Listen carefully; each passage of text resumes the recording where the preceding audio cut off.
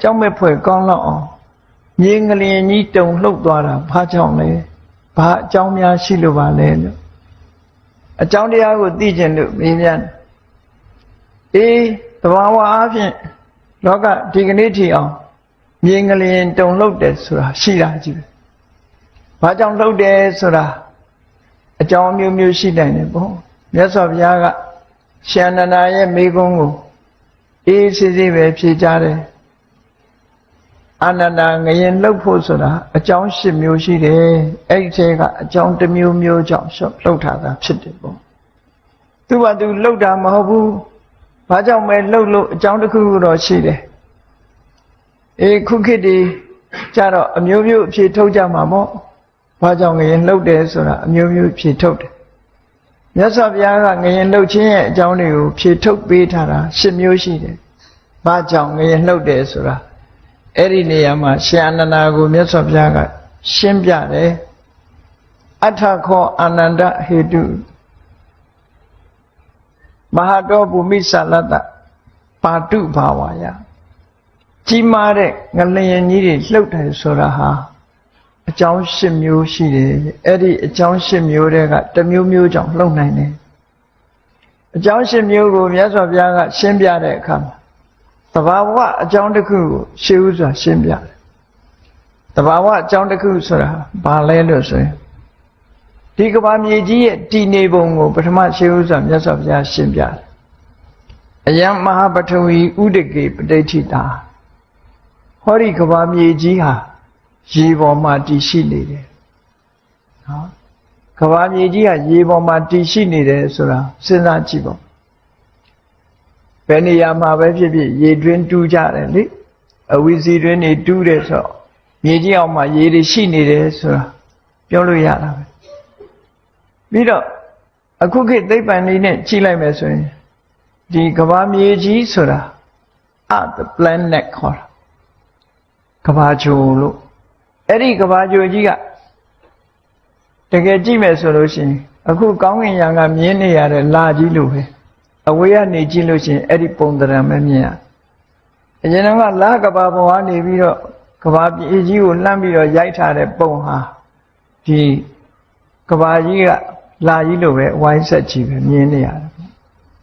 လာပေါ်ပထမဆုံးအချိန်ရောက်တဲ့အချိန်ကနေဓာတ်ပုံရိုက်လိုက်တဲ့ကဘာမြေကြီးရဲ့ပုံသဏ္ဍာန်ဟာလဲဝန်းဝိုင်းပြီးတော့ကောင်းကင်ထဲမှာအနန္တအာကာသအလွန်ကျယ်ဝန်းတဲ့ space ကြီးထဲမှာဒီလိုပုံပန်းသဏ္ဍာန်ကြီးရှိတယ်ကဘာမြေကြီးဟာကောင်းကင်ထဲမှာရှိတယ်ဆိုတာပတ်ဝန်းကျင်ပဲစဉ်းစားခံစားပြီးတော့ကြည့်ပေါ့ကိုယ့်ရဲ့ဘေးမှာလေတူကြီးတွေရှိနေတာနော်အထက်ကပဲကြီးကြီးအောက်ကပဲကြီးကြီးဘယ်နေရာပဲရောက်ရောက်လွင်မြင်ထွက်ပြီးတော့ကိုယ့်ကိုယ်ရပ်ကြည့်လိုက်ရင်ကိုဟာစက်ဝိုင်းရဲ့အလဲကောင်မှာပဲအမြဲတမ်းရှိနေစက်ဝိုင်းကြီးရဲ့အလဲကောင်မှာပဲအမြဲတမ်းရှိအေးခလန်းလန်းရောက်သွားလို့ရှိရင်ကိုဟာထိပ်ဖြားပေါ်မှာရောက်နေတယ်လို့ဘေးပတ်ဝန်းကျင်ကြည့်လိုက်လို့ရှိရင်ဒဲအိုးကြီးမှောက်ထားတယ်လို့မိုးပြဲတဲ့ကြီးမှောက်ထားတယ်လို့ကိုဟာဘယ်အခါပဲဖြစ်ဖြစ်အလဲဘိုမှာရောက်နေတာအဲ့ဒါကိုကြည်ခြင်းအဖြစ်ကမ္ဘာမြေကြီးဟာကောင်းကင်ယံထဲမှာဒီဂျိုကြီးတစ်ခုဆိုတာလည်းထင်ရှားတယ်ပေါ့ကမ္ဘာတည်ထားပုံကိုစာပေကျမ်းကမှာဖွင့်တဲ့အခါမှာကမ္ဘာကြီးစပြီးတော့ပေါ်ပေါက်လာပုံကိုဖွင့်တဲ့အခါတခြားဘာသာတွေမှာတော့ထာဝရဘုရားသခင်ကဖန်ဆင်းတယ်လို့ဒီလိုဆိုတယ်မြတ်စွာဘုရားရဲ့အဆုံးအမအရဘုရားသခင်ဖန်ဆင်းတာမဟုတ်ဘဲနဲ့သဘာဝတရားရဲ့ဆောင်ရွက်မှုသာဖြစ်တယ်သဘာဝတရားက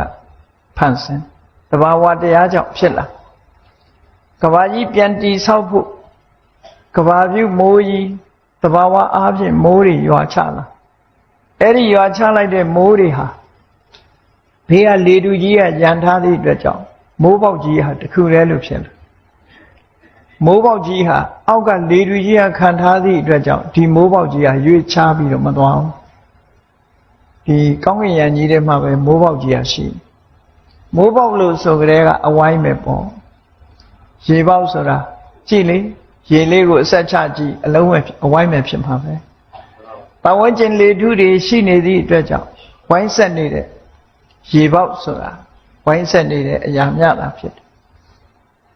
တခါတော့ကစင်ကာပူကလာတဲ့ကလေးလေး10 နှစ်သားလောက်ရှိသေးတယ်စာရီတာဖတ်တယ်သူကစာရီဘုန်းကြီးတို့စီကိုရင်ဝတ်ပြီးတော့ရက်တူနေသွားပြီသူပါမေးတော့ဆိုရောက်လာတာနဲ့တွေ့တော့သူကဗမာစကားမပြောတတ်ဘူးသူမိဘတွေကတော့ဗမာပြည်အနွယ်တွေဗမာစကားပြောတတ်တယ်သူကပါမေးတော့ဆို Who created the world ကဘာကြီးကိုဘယ်သူဖန်ဆင်းတာတော့ဆိုသူကမေးဘုန်းကြီးကလည်းသူနားလည်အောင်ပြောလိုက်တယ် Nature create လို့တဘာဝကဖန်ဆင်းတာလို့တခြားဘာသာတွေကြတော့ထာဝရဘုရားသခင်ကဖန်ဆင်းတယ်လို့ကဘာကြီးကိုဖန်ဆင်းတာဟာ nature ပဲ nature ဆိုတာဇာတိဥတုဇာတိဥတုကြီးကသူ့တဘာဝကနေဖန်ဆင်းလိုက်တာအပူအေးနဲ့ဆက်ပြီးတော့မိုးတွေရွာလာတဲ့အခါမှာအောက်မှာရေတူကြီးကိုခံထားတဲ့အရာမရှိဘူးအလုံးဟာလေဟာပြင်ကြီးပဲအထက်ကလည်းလေဟာပြင်ပဲအောက်ကလည်းလေဟာပြင်ပဲပတ်ဝန်းကျင်မှာလည်းလေဟာပြင်ပဲဆိုတော့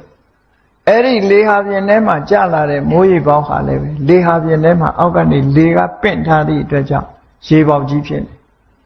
အဲ့ဒီရေပေါက်ကြီးပဲနှစ်ပေါင်းများစွာကြားလာပြီးရာသီဥတုတွေရဲ့ပူပြင်းလာမှုတွေတဖြည်းဖြည်းပူနွေးလာတဲ့တေဇောဓာတ်တွေလွန်ကဲလာတဲ့အခါတဖြည်းဖြည်းအပေါ်ယံနေမာကြောလာအပေါ်ယံနေကြက်ဥများလို့ပေါ့နော်ကြက်ဥများဟာလည်းကြက်ရဲ့ဝန်းထဲကထွက်တော့ကအခွန်မမာသေးဘူး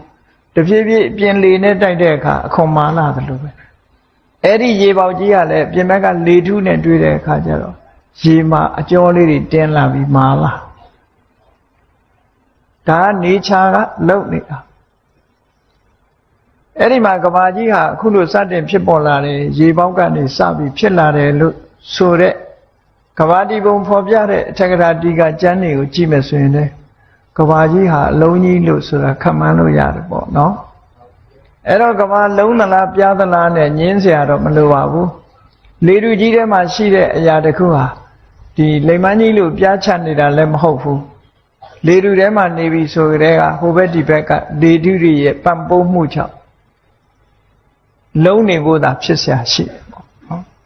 လုံးနေတဲ့အရာသာဖြစ်เสียရှိတယ်အဲ့ဒါလို့ကဘာကြီးထဲမှာ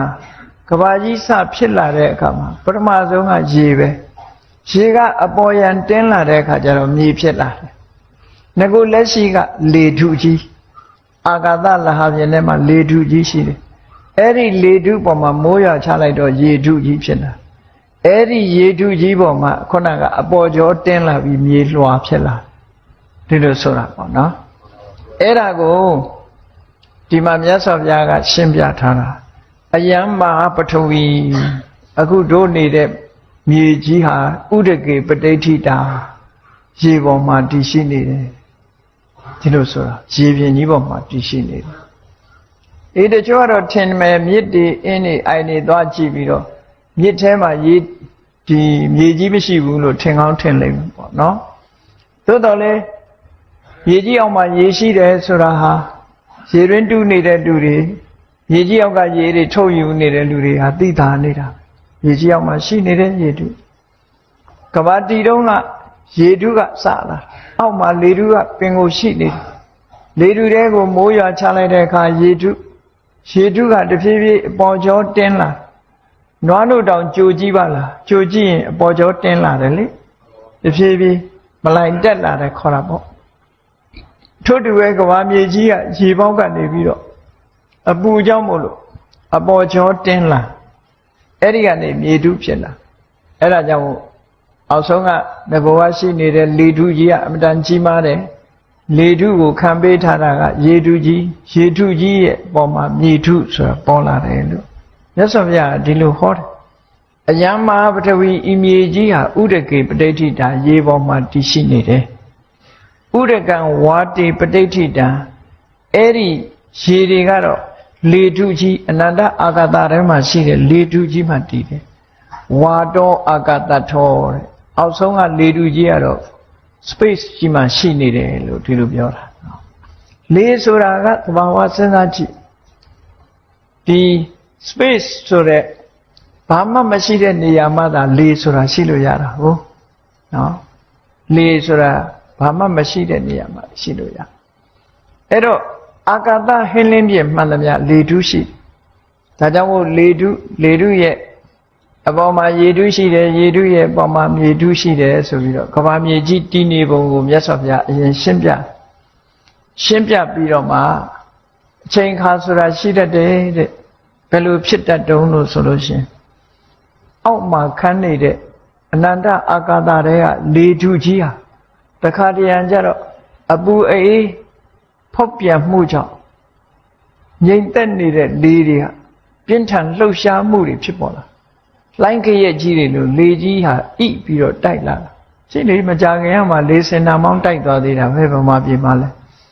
မကြလေမုန်တိုင်းတွေဖြစ်လာကြည့်ပေါ့အဲ့ဒီသဘာဝကြောင့်မို့လို့ဒီလူတွေမြင်ရတဲ့လေကကဘာမြေကြီးရဲ့အောက်မှာခန်းနေတဲ့လေထုကအလွန်ကြီးမားတယ်အဲ့ဒီလေထုကြီးဟာလှုပ်ရှားလာပြီးအမှန်တန်ကြီးမားတဲ့မုန်တိုင်းကြီးလို့ဖြစ်လာလေတိုက်တယ်ဆိုရင်လေကိုမမြင်ရပြီပဲလို့လေဟာဒီလှုပ်ရှားမှုကပြင်းထန်လာဒီလိုဆိုလှုပ်ရှားမှုကပြင်းထန်မဟာဝါဒဝါယန္တိကြီးမားတဲ့လေထုကြီးဟာတိုက်ခတ်လာတဲ့အခါကျတော့ဥဒကံကံပင်တိလေထုကြီးကနေပြင်းထန်လှုပ်ရှားလာတဲ့အခါမှာသူ့ပေါ်မှာရှိနေတဲ့ရေကိုလှုပ်ရှားသွားစေတယ်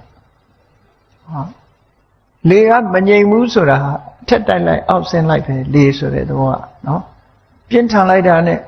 တိုက်လိုက်တာနဲ့အပေါ်ကရေထုကလှုပ်သွားရေထုကြီးလှုပ်သွားတဲ့အခါရေထုကနေပထဝီကံပင်တိမြေထုကိုလှုပ်ရှားစေတယ်အဲ့တော့ဆိုလိုတာကကဘာမြေငရင်လှုပ်ခြင်းရဲ့သဘာဝအကြောင်းတရားဟာဘာလဲလို့ဆိုလို့ရှိရင်လေဒီမငြိမ်မသက်ဖြစ်တဲ့အခါမှာနော်အောက်ကကဘာမြေကြီးအောက်မှာရှိနေတဲ့လေထုကြီးမငြိမ်မသက်ဖြစ်တဲ့အခါမှာရေတွေလှုပ်ရှားလာတယ်ရေတွေလှုပ်ရှားလာတဲ့အခါမှာမြေကြီးလှုပ်ရှားသွားတယ်အဲ့ဒီမြေကြီးလှုပ်ရှားသွားလို့ငလျင်လှုပ်တယ်ဆိုတာဖြစ်ပေါ်လာခဲ့တယ်လို့ဒီလိုပြောတာဒါကသဘာဝအနေအထားကိုဖြစ်တယ်သဘာဝမှာဓာတ်ကြီးလေးပါဆိုတာအလုံးသိကြတဲ့အတိုင်းပထဝီဓာတ်အာဘောဓာတ်တေဇောဓာတ်ဝါယောဓာတ်လို့ဝါယောနဲ့တေဇောကမိတ်ဖက်ပထဝီနဲ့အာဘောကမိတ်ဖက်ပဲဒီကနေ့ခေတ်ဒီအလုံးသိနေကြတဲ့လေရင်ပြန်ရဲ့ကောင်းကင်ပြန်တက်တဲ့အနေအထားတစ်ခုကိုစဉ်းစားကြည့်ပေါ့အချင်းချုပ်ပြောလိုက်မယ်ဆိုရင်လေရင်ပြန်ဟာဆက်နိုးလိုက်ပြီးတော့တေဇောဓာတ်တွေများအောင်လုပ်လိုက်တဲ့အခါလေထုကတက်တာတေဇောရှိရင်ဝါယောဆိုတာလာတယ်ဒါကြောင့်မို့မီးလောင်ရာလေပင့်ဆိုတာရှိတယ်မီးမလောင်ခင်ကလေငြိမ်းနေတယ်မီးလောင်ပြီဆိုရင်လေကရောက်လာတယ်အပူပဲဒါသဘာဝပဲလေသဘာဝကအဲ့လိုရှိတယ်ပူရင်လေတိုက်တာဒါကြောင့်မို့သိပ်ပူရင်လည်းမုန်တိုင်းတွေတိုက်တတ်တယ်လို့ပြောတာလေငရင်လှုပ်တတ်တယ်မုန်တိုင်းတိုက်တတ်တယ်ဆိုတာလေရဲ့ပြောင်းလဲမှုတွေကိုဖြစ်ပေါ်စေတေဇောနဲ့ဝါယောနှစ်ခုပေါင်းလိုက်တဲ့အခါကျတော့လေမြန်ကြီးကပေါ့သွားတယ်လေတူထဲရောက်သွားတယ်ဒီလိုဆိုလိုတာပေါ့တေဇောဓာတ်တွေလှုပ်ပေးလိုက်တဲ့အခါဝါယောဓာတ်တွေများပြီးတော့လာအဲ့ဒီချိန်မှာလေမြန်ကြီးကအပေါ်တက်သွားပြန်ဆင်းပြီဆိုတဲ့အခါကျတော့ကြည့်တေဇောကိုလျှော့တဖြည်းဖြည်းလေဓာတ်တွေလေရှိန်တွေကိုလျှော့လိုက်တဲ့အခါအပူရှိန်ကိုလျှော့လိုက်တဲ့အခါမှာလေရှိန်ကလည်းလျော့ကျသွားပြီးတော့မြေပြင်ကိုပြန်သက်ဆင်းလာပင်လယ်ထဲမှာရေငုပ်သင်္ဘောလှုပ်ထားတဲ့ပုံစံဟာလည်းပဲဒီတိုင်းပဲရေထဲကိုငုပ်ချင်ပြီဆိုရင်ပိုက်ထဲရေတွေထည့်လိုက်တယ်စုပ်ထည့်လိုက်အပေါ်ယံတက်ချင်ပြီဆိုလို့ရှိရင်ရေတွေကိုထုတ်လိုက်တယ်ပထဝီနဲ့အာဘောဆိုတာအောက်ကိုဆွဲတယ်တေဇောနဲ့ဝါယောကအပေါ်ကိုပြန်တက်တယ်ဟောဓာတ်ကြီးလေးပါရဲ့သဘာဝလူတွေသွားတာလည်းဒီတိုင်းပဲနော်ခြေထောက်မြောက်လိုက်ချလိုက်လှုပ်တဲ့အခါမှာဒီကမ္မထန်တရားအထုတ်တဲ့ပုဂ္ဂိုလ်တွေခန္ဓာကိုယ်ထဲမှာခြေမြောက်နိုင်တဲ့အရာတွေကဘာတွေရှိတာတော့အတ္တဆိုတဲ့ငါးကောင်သူကောင်တရားကောင်ရှိသလားလို့ဆိုမရှိဘူး ခြေတော့မြောက်လိုက်တာဆိုတာဟာမြောက်ချင်တဲ့စိတ်ကအရင်ပေါ်လာတယ်ပေါ်လာတဲ့စိတ်လေးကတေဇောနဲ့ဝါယောကိုအားပေးလိုက်တယ်အားပေးလိုက်သည့်အတွက်ကြောင့်ပေါ့သွားပြီးတော့မြောက်တာပြန်ချတဲ့အခါကျတော့ချကျင်တဲ့စိတ်ကအရင်ပေါ်လာပြီးတော့ချကျင်တဲ့စိတ်ကြောင့်ဖြစ်လာတဲ့ပထဝီနဲ့အာဘောအောက်ဆွဲလိုက်တော့ခြေတော့ချတယ်။အော်ခြေတော့ကြွတယ်ချတယ်ဆိုတဲ့နေရာမှာလည်းပဲကြွတာကတေဇောနဲ့ဝါယောကြောင့်ကြွတာချလိုက်တာကပထဝီနဲ့အာဘောကြောင့်ချတာဒီသဘောတွေကြီးပဲအကုန်လုံးအဲ့ဒီသဘောနဲ့သွားတာအဲ့ဒီမှာငလျင်လှုပ်တယ်လို့ဆိုတဲ့အခါမှာတေဇောရဲ့ဖန်တီးမှုကြောင့်ဝါယောတွေများလာပြီးတော့လေတွေဟာအပြင်းထန်တိုက်ခတ်လာတဲ့အခါမှာရေပြင်ကြီးကိုလှုပ်စေပြီးတော့ရေပြင်ကြီးလှုပ်တဲ့အခါမှာရေပြင်ပေါ်မှာတည်ရှိနေတဲ့မြေကြီးဟာလည်းရေလှိုင်းကြီးတွေလှုပ်တယ်လို့သူကလည်းလှုပ်သွားတယ်လို့ဒီလိုဆိုတာပေါ့အဲ့ဒီသဘာဝအတိုင်းရှင်းပြပြီးမြတ်စွာဘုရားကအာနန္ဒာတဲ့ဒါပထမဆုံးအကြောင်းတစ်မျိုးပဲတဲ့ငလျင်လှုပ်တယ်ဆိုတာအဲ့ဒါလို့သဘာဝအကြောင်းကြောင့်အခုလိုလှုပ်တာလို့ငယ်ငယ်တုန်းကတော့အဲ့ဒါလို့မဟုတ်ဘူးပုံပြင်ပြောတာမျိုးလို့ငယ်ငယ်တုန်းကတော့ကဘာမြေကြီးကိုထမ်းတဲ့ပိတ်တာကြီးရှိတယ်တဲ့အဲ့ဒီကဘာမြေကြီးထမ်းတဲ့ပိတ်တာကြီးကမြေကြီးကိုထမ်းထားတာလေးတော့ပခုံးပေါက်တယ်ပခုံးပေါက်လို့ပခုံးပြောင်းတယ်လို့ပြောပြီးတော့ငရင်လှုပ်တယ်ဆိုတာကိုဘယ်သူကစထွင်ပြီးပြောတယ်တော့မသိဘူးငယ်ငယ်အကြဘူးမြေကြီးကိုထမ်းထားတဲ့ပိတ်တာကြီးကပခုံးပြောင်းတဲ့အခါမှာငရင်လှုပ်တတ်တယ်ဘုန်းကြီးတို့တသက်တာမှာအကြီးအကျယ်ငရင်လှုပ်တာ2ကြိမ်ကြုံမှုတဲ့မြန်မာတက္ကရာ1308ခုနှစ်တုန်းကပဲခူးငလျင်ကြီးဆိုတာကြုံရအဲ့ဒီငရင်ကဘယ်ထိအောင်လှုပ်တုံးလို့ဟိုမန္တလေးတိုင်းကဖျားတွေပြိုသည်ထိအောင်ပြင်းထန်1308ခုနှစ်ကကြီးမားတဲ့ငလျင်ကြီးတစ်ခါလှုပ်တယ်အသေးဖွဲတွေတော့မပြောလို့ဘူးအကြီးကြီးတွေကိုပြောတယ်နောက်1318ခုနှစ်ကျတော့စကိုင်းငရင်လို့ခေါ်တယ်စကိုင်းမှာရှိတဲ့ဖျားပထိုးတွေပြိုကျပျက်စီးမှုတွေအများကြီးမြန်မာရာဇဝင်ဖတ်မယ်ဆိုလို့ရှိရင်တော့ငရင်လှုပ်တဲ့အချိန်တွေဟာအများကြီးရှိတယ်ပေါ့ဖျားပထိုးတွေခဏခဏပြုတ်ပြက်တယ်အဲဒီ18ခုနှစ်ငရင်ကြတော့စကိုင်းငရင်လို့ခေါ်ရလောက်အောင်စကိုင်းမှာပျက်စီးတွေအလွန်များခဲ့တယ်ပေါ့အဲ့ဒါလည်းပဲကြုံခဲ့တယ်ပေါ့ဒါကိုယ်တိုင်ကြုံတဲ့အပိုင်းကိုပြောပြတာအင်မတန်မှကြောက်မွေ့ဖွယ်ကောင်းလောက်အောင်ရပ်တည်လို့မရလောက်အောင်ပြင်းထန်တဲ့ငရင်ကြီးတွေလှုပ်ခဲ့ဘူးတယ်ပေါ့ဒီတဲ့ပြင်းထန်တာတွေကိုနဲ့မကြုံတဲ့ဗဟိုပြုတဲ့နေရာနဲ့ဝေးလို့ရှိရင်တော့လည်းမသိလိုက်ဘူးပေါ့နော်အဲ့ဒါလို့ငလျင်ရဲ့တဘာဝဟာခုနကအောက်ကနေပြီးတော့ကွက်ပြီးတော့လေထုကြီးလှုပ်ရှားလိုက်တဲ့အခါမှာထိုလေထုကြီးနဲ့အနီးဆုံးရေပြင်ကလှုပ်ရှားသွား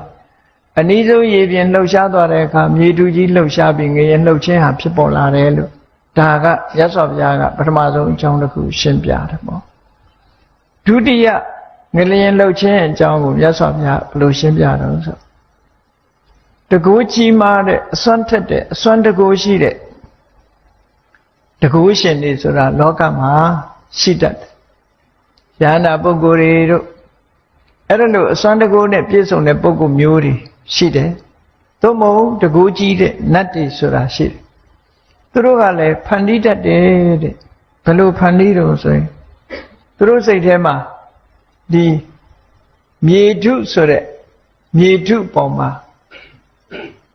သဘာဝတရားတွေကိုသူတို့ရှုမြင်သုံးသပ်တဲ့အခါမှာမြေထုနဲ့ဒီရေထုဆိုတာနှစ်ခုရှိမြေကြီးရဲ့သဘောကငြိမ်နေမာတယ်မြေကြီးနဲ့ရေနဲ့နှစ်ခုကြည့်မြေပြင်ဆိုတာငြိမ်သက်မှုရှိတယ်ရေပြင်ကြတော့ငြိမ်သက်မှုမရှိဘူးနော်မြေပြင်ကငြိမ်သက်တယ်မာတယ်ရေပြင်ဆိုတာကတော့လှုပ်ရှားတယ်ဒါကြောင့်မို့သူတို့ကကဘာမြေကြီးကမြေပြင်ကိုရေပြင်လိုသဘောထားပြီးတော့မြေကြီးကိုရေလိုစိတ်ထဲမှာတကိုးနဲ့ဖန်ဆင်းလိုက်တဲ့အခါမျိုးမှလဲငရင်လှုပ်တတ်တယ်ကြည့်လေသင်္ဘောကြီးတွေဘလောက်ကြီးကြီးရေပေါ်မှာကြတော့လှုပ်နေတာကုန်းပေါ်တက်လိုက်လို့ရှိရင်မလှုပ်နိုင်ဘူးလေမလှုပ်နိုင်ရှင်းတော့ကဒါနဲ့ပတ်သက်ပြီးတော့တန်ခါရခိတဆိုတဲ့ကိုရင်ပေါက်စာလေးတစ်ပါးယဟန္တာကိုရင်လေးတစ်ပါးပေါ်ဘူးတယ်9နှစ်အရွယ်လေးသာသနာပေါင်းဝင်တာ အဲ့ဒီနေ့မှာပဲသင်္ကန်းဝတ်ပြီးအဲ့ဒီနေ့မှာပဲယဟန္တာဖြစ်သွားအစွမ်းတကူကြီးမားတဲ့ယဟန္တာဖြစ်တော့သူစိတ်ကူးရတယ်ဒီကနေ့ပဲသာသနာပေါင်းဝင်ဒီကနေ့ပဲယဟန္တာဖြစ်ပြီးတော့တရားမင်းကြီးနေတဲ့တာဝရိန္ဒာနတ်ပြည်ကဝိဇ္ဇာတာပြတ်တတ်ကြီးကိုလှုပ်ဖူးတဲ့ပုဂ္ဂိုလ်ရှိလားလို့ဆိုမရှိဘူးဆိုသူသိဒါနဲ့ဘယ်လိုလုပ်ရမလဲဆိုတာဤစနစ်ကို तू မသိပဲနဲ့သူ့အစွမ်းတကူနဲ့လှုပ်မယ်ဆိုပြီးတော့ဝိဇ္ဇာတာပြတ်တတ်သွားပြီးလှုပ်တာလုံးဝလှုပ်လို့မရဘူးဘာဖြစ်လို့တော့ဆိုစနစ်မကျဘူးဘယ်ကိစ္စပဲဖြစ်ဖြစ် systematically လုပ်ရတယ်တကူကလည်းပဲအရမဲ့လှုပ်တာမဟုတ်သည့်အတွက်ကြောင့်တဘာဝကိုလွန်ဆန်ပြီးလှုပ်လို့မရဘူးရေကြီးပေါ်နေတဲ့အရာကိုလှုပ်အောင်လှုပ်လို့မရဘူးဒါကြောင့်မို့သူဟာလှုပ်လို့မရတဲ့အခါကျတော့ဝိုင်းပြီးတော့တယောခံလဲရတော့သူလူပြေပြန်လာပြီးသူ့ဆရာစီသွားသူ့ဆရာစီသွားတော့သူကဆရာကဘာပြောတော့ဆိုမုတ်စီကျော်ကြော်တာလေးကိုပြလိုက်တယ်မင်းမြင်ဘူးတယ်မဟုတ်လားမုတ်စီကျော်ကြော်နောက်ပြီးတော့ရေထဲမှာချလိုက်တဲ့နောက်ချီးချက်ကလေးဟာရေထဲမှာဝဲလဲပြီးတော့လှုပ်နေတာမင်းမြင်ဘူးတယ်မဟုတ်လားလို့ဆိုသူသဘောပေါက်သွားတယ်မြေကြီးပေါ်မှာရှိနေတဲ့အရာကိုလှုပ်လို့မရဘူးဆိုတာသူသဘောပေါက်သွားတယ်အဲ့ဒါနဲ့တိပိဖျားဆိုပြီးတော့တာဝရိန္ဒနတ်ပြည်ပြန်တက်သွားပြီးတော့ဝေဇယန္တာပြတ်သက်ကြီးရဲ့အခြေတွေအားလုံးကိုရေပြင်ကြီးဖြစ်အောင်အရင်ဖန်ဆင်းပလိုက်ရေကြီးမဟုတ်တော့အဲ့ဒီအချိန်မှာကျတော့ခဏလေးအလွယ်လေးနဲ့ဝေဇယန္တာပြတ်သက်ကြီးရမ်းခါသွားအောင်သူလှုပ်ရှားပြလို့ရတယ်ရေပေါ်မှာတည်နေတဲ့အရာဆိုအလွယ်တကူလှုပ်လို့ရတယ်အောက်ကမငြိမ်ဝဲကိုအဲ့ဒီလိုအစွမ်းတကူရှိတဲ့ပုဂ္ဂိုလ်တွေကလည်းပဲကဘာမြေကြီးကိုရေဖြစ်အောင်ဖန်ဆင်းလိုက်တဲ့အခါမျိုးမှလည်းပဲငရင်လှုပ်သွားတာမျိုးတွေဖြစ်တတ်တယ်ဒါကတော့သူတို့စိတ်ကူးနဲ့လှုပ်တဲ့သဘောအဲ့ဒါမျိုးဟာဒုတိယငရင်လှုပ်ခြင်းရဲ့အကြောင်းတစ်မျိုးပဲလို့မြတ်စွာဘုရားဒီလိုဟောတယ်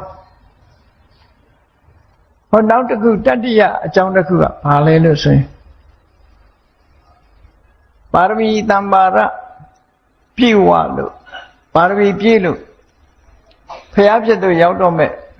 ဖျားလောင်းနေဟာတုတ်တိတနတ်ပြည်ကနေပြီးတော့လူပြည်ကိုဖျားဖြစ်ဖို့မေတော်ရဲ့ဝမ်းထဲမှာတရေခတဲ့အချိန်မျိုးမှာဒီဝမ်းသာကြည်နူးတဲ့သဘောကိုပြတဲ့အနေရေကြီးကဝမ်းသာတာတော့မဟုတ်ဘူးရေကြီးမှာရှိနေကြတဲ့တရားဝါတွေစွမ်းတကူကြီးတဲ့ပုဂ္ဂိုလ်တွေဝမ်းသာလို့လှုပ်တယ်လို့ဒီလိုအောင်မရမြေကြီးဆိုတာတော့စိတ်စေတနာမရှိတဲ့အရာတစ်ခုပဲเนาะသို့သောသဘာဝတရားရဲ့လှုပ်ခတ်မှုဆိုတာရှိတယ်ထိရောက်မှုဆိုတာရှိတတ်တယ်သဘာဝတရားရဲ့ထိခိုက်မှုတွေဟာလူတွေကမသိနိုင်ဘူးပေါ့ကြားဘူးကြလိမ့်မယ်တချို့သစ်ပင်လေးတွေအောက်မှာတချင်းလေးဆိုဂီတာလေးတီးပေးလို့ရှိရင်အဲ့ဒီသစ်ပင်လေးကပွင့်လာတယ်လို့ဆိုတယ်နော်သဘာဝတရားရဲ့ရိုက်ခတ်မှုလို့ခေါ်တယ်သဘာဝကြုံမှုကြလိမ့်မယ်တချို့ပုဂ္ဂိုလ်တွေစိုက်ပျိုးတဲ့ပန်းဥယျာဉ်တွေတတိချမ်းတွေမှာသီးနှံတွေအများကြီးဖြစ်ထွန်းတယ်တချို့ပုဂ္ဂိုလ်တွေစိုက်တဲ့ထဲမှာကြတော့အသီးနှံတွေမကြဘူး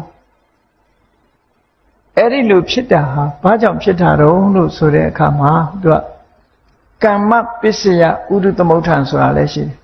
ကံကောင်းတဲ့ပုဂ္ဂိုလ်စိုက်ပျိုးတဲ့အရာမှန်သမျှဟာသူကကံကနေပြီးတော့ဥဒုကိုဖြစ်စေပြီးဥဒုကနေပြီးတော့သစ်ပင်ရဲ့အကြိုက်ဖြစ်ပြီးတော့သစ်ပင်တွေဟာအသီးတွေဖြစ်တာလို့ခေါ်တယ်တခါစိတ်တပစ္စယဥဒုသမုဋ္ဌံဆိုတာ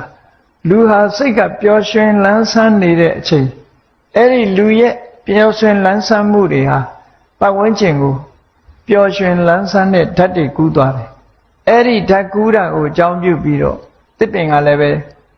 ကောင်းမြတ်တဲ့ဥရုတွေရပြီးတော့သစ်ပင်ကလန်းဆန်းမှုဖြစ်တယ်လို့ဒီလိုဆိုတာနော်အဲ့ဒါမျိုးကိုစိတ်တပစ္စယဥရုသမုဋ္ဌံလို့ခေါ်တယ်တိုက်ရိုက်လှုပ်တာမဟုတ်ဘူးတဆင့်ကဒါကြောင့်မို့ခုခေတ်စမ်းသပ်ပြီးတော့ကြည့်တဲ့ပုဂ္ဂိုလ်တွေကကမ္မထတရားအားထုတ်နေတဲ့ပုဂ္ဂိုလ်ရဲ့အုံနောက်လှုပ်ရှားမှုဒီတိုင်းစိတ်ညစ်နေတဲ့ပုဂ္ဂိုလ်တယောက်ရဲ့အုံနောက်လှုပ်ရှားမှုကိုကြည့်လိုက်အလွန်ကွာခြားတယ်လို့ပြောကမ္မထအားထုတ်နေတဲ့ပုဂ္ဂိုလ်ရဲ့အုံနောက်ဟာငြိမ်သက်ပြီးတော့သူခန္ဓာကိုယ်ကထွက်နေတဲ့အရာတွေကလည်းငြိမ်သက်အေးချမ်းမှုကိုထွက်တယ် စိတ်ပူနေတဲ့ပုဂ္ဂိုလ်တဏ္ဍာကထွက်တဲ့အရာတွေကလှုပ်ရှားပြီးတော့ဘေးကိုပူလောင်မှုတွေကိုဖြစ်စေတယ်လို့ဆိုမတူဘူးတဲ့နောက်တစ်ခါရေတောင်မှပဲရေထဲမှာပါတဲ့ခရစ္စတယ်လေးတွေအကြည်ဓာတ်လေးတွေကိုဓာတ်ခွဲပြီးတော့ကြည့်တဲ့အခါမှာတချို့ရေတွေကဒီဥမာမဲ့ပရိတ်ရေဆိုတာဆိုပရိတ်ရေကတာမန်ကြည့်မယ်ဆိုလို့ရှိရင်ပရိတ်ကဘာစွမ်းတစ်ခုမှမရှိဘူးလို့ထင်ကောင်းထင်လိမ့်မယ်ပရိတ်ရေရွတ်ထားတဲ့ရေနဲ့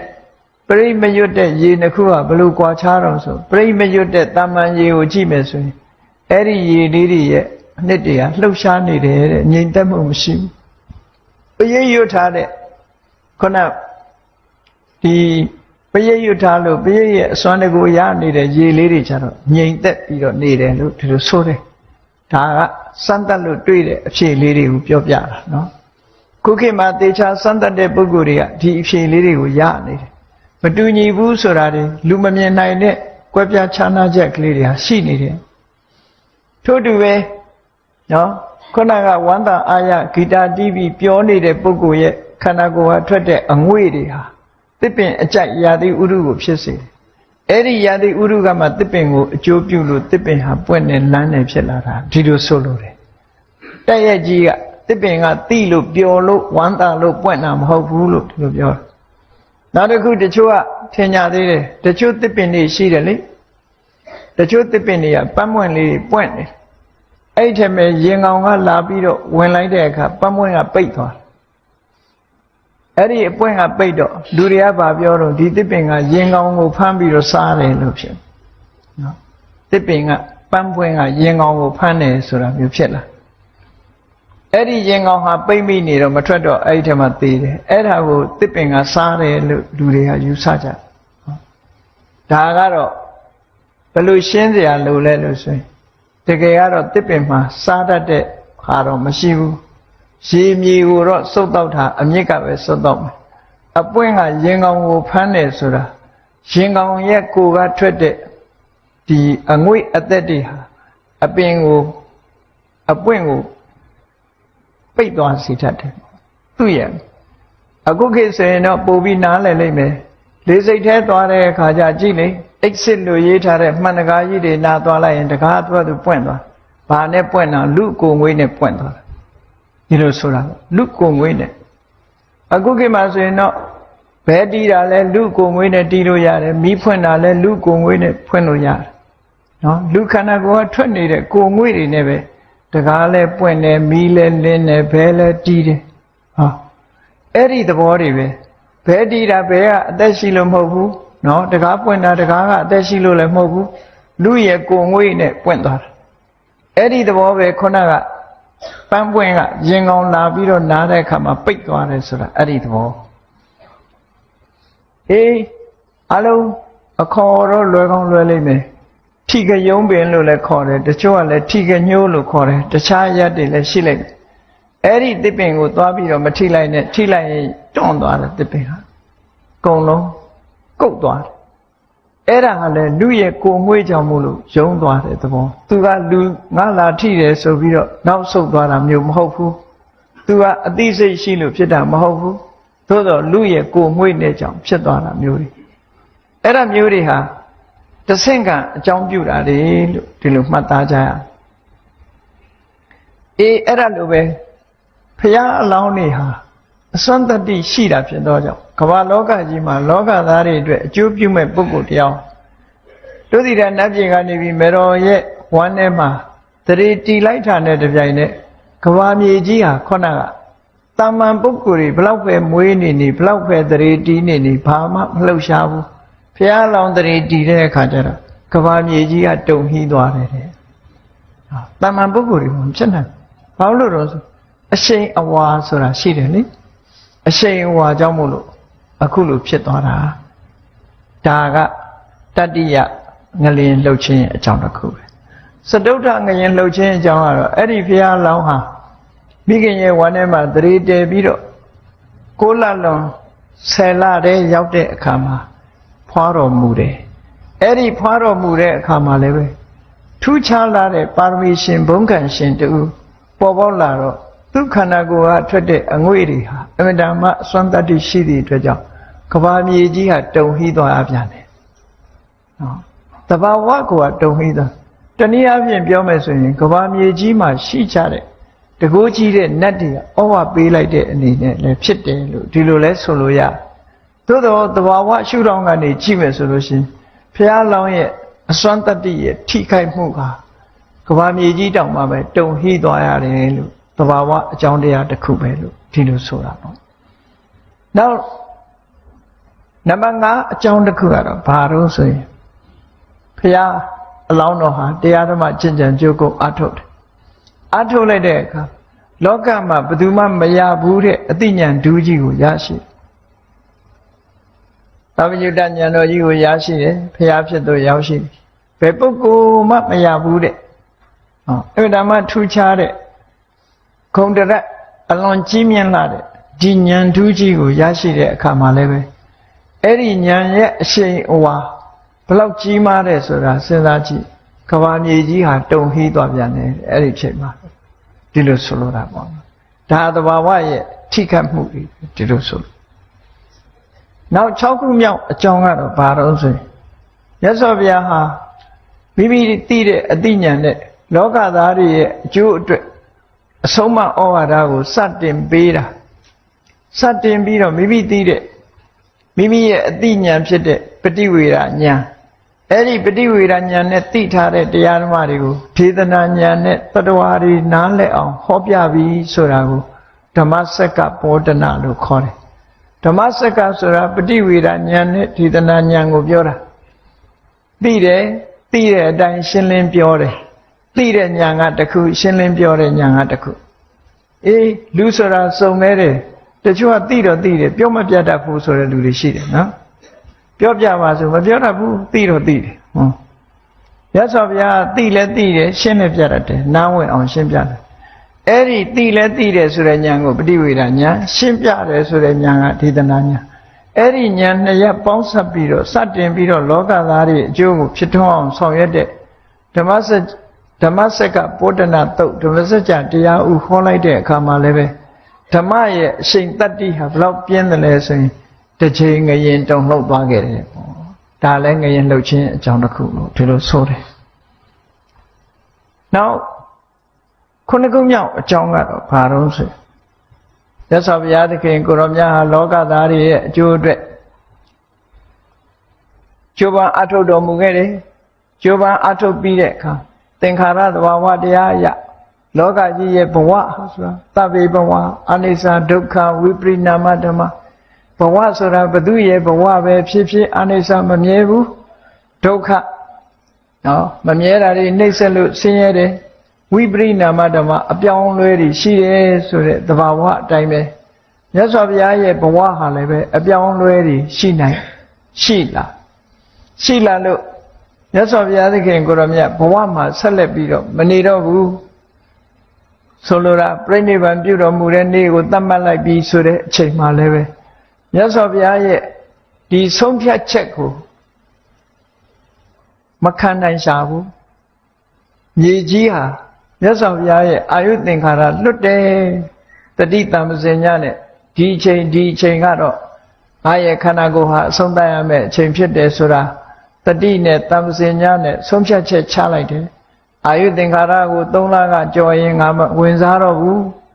သူ့တဘာဝအတိုင်းရှိစေတော့လို့ဆုံးလွတ်လိုက်တဲ့ဆုံးဖြတ်ချက်ကြားလိုက်တဲ့အခါမှာမြေငလင်ဟာတုန်လှီးသွားပြန်တယ်ပေါ့အာယုသင်္ခါရလွတ်လိုက်တာဒါက9ခုမြောက်အကြောင်းတရားလို့ဒီလိုမြတ်စွာဘုရားရှင်းအနန္ဒာကိုရှင်းပြ10ခုမြောက်အကြောင်းတရားကတော့တခြားမဟုတ်ဘူးမြတ်စွာဘုရားသခင်ကိုရောမြတ်ရဲ့ဘဝနောက်ဆုံးအချိန်ရောက်လာတဲ့အခါမှာနောက်ဆုံးမှာအနုပါရိသေတနိဗ္ဗာန်ဓာတ်ဖြင့်ပြိဋိဘံပြုသွားတယ်အနုပါရိသေတတို့သဥပါရိသေတတို့ဘယ်လိုနားလည်ရမလဲလို့ဆိုရင်စဉ်းစားကြည့်လေမြတ်စွာဘုရား45နှစ်ဟိုဘက်ဘုရားဖြစ်တဲ့နေ့မှာဆိုလို့ရှိရင်မြတ်စွာဘုရားရဲ့တဏ္ဍမှာဒီတဏှာဥပါဒံဥဆောင်တဲ့ကိလေသာတွေဟာချုပ်ငြိမ်းသွားတယ်သို့တော့ကံကိလေသာတွေချုပ်ငြိမ်းသွားတော့လည်းပဲမြတ်စွာဘုရားရဲ့ခန္ဓာလို့ဆိုတဲ့ကံကိလေသာတွေရဲ့ အကျိုးဆက်တွေကရှိနေရတဲ့ခန္ဓာ၅ပါးကြီးကရှိနေရတဲ့ကံကိလေသာဆိုတဲ့အကြောင်းတရားတွေကတော့ငြိမ့်သွားပြီသို့တော့အကျိုးဆက်ကြီးကရှိနေသေးတယ်အဲ့ဒီကိလေသာငြိမ့်သွားတဲ့နိဗ္ဗာန်ကိုသဥပါရိသေတာနိဗ္ဗာန်လို့ခေါ်တယ်ဥပါတိဆိုတာကံကိလေသာတို့ရဲ့အကျိုးဆက်ကြီးသေတကျွမ်းကျန်နေသေးတယ်အဲ့ဒီကျွမ်းကျန်နေသေးတဲ့ဒီနိဗ္ဗာန်ကိုသဥပါရိသေတာနိဗ္ဗာန်လို့ခေါ်တယ်နောက်ဆုံးအဲ့ဒီအကျိုးဆက်တွေပါချုပ်သွားတယ်ကံကိလေသာတွေရဲ့အကျိုးဖြစ်တဲ့ခန္ဓာပါချုပ်သွားပြီဆိုတာကြတော့အနုပါရိသေတာနိဗ္ဗာန်လို့ဒီလိုပြောအေးမြတ်စွာဘုရားရဲ့ခန္ဓာကိုယ်ကိုဘယ်သူကဖန်တီးထားတာတုံးလို့မေးလို့ရှင်တဏှာဥပါဒံရှိတဲ့ကံတရားကနေဖန်တီးထားတာမြတ်စွာဘုရားရထားတဲ့လူဘဝလူခန္ဓာအဲ့ဒီခန္ဓာကြီးကရှင်သန်နေတယ်တတ်တော်80တိအောင်နောက်ဆုံးနေ့ကျတော့အဲ့ဒီရှင်သန်နေတဲ့ခန္ဓာကိုယ်ကြီးနောက်ဆုံးနေ့အချိန်မှာချုပ်သွားတယ်အဲ့ဒီချုပ်သွားလို့ရတဲ့နိဗ္ဗာန်ကျတော့အနုပါတိသေတာနိဗ္ဗာန်လို့ဒီလိုပြောတာ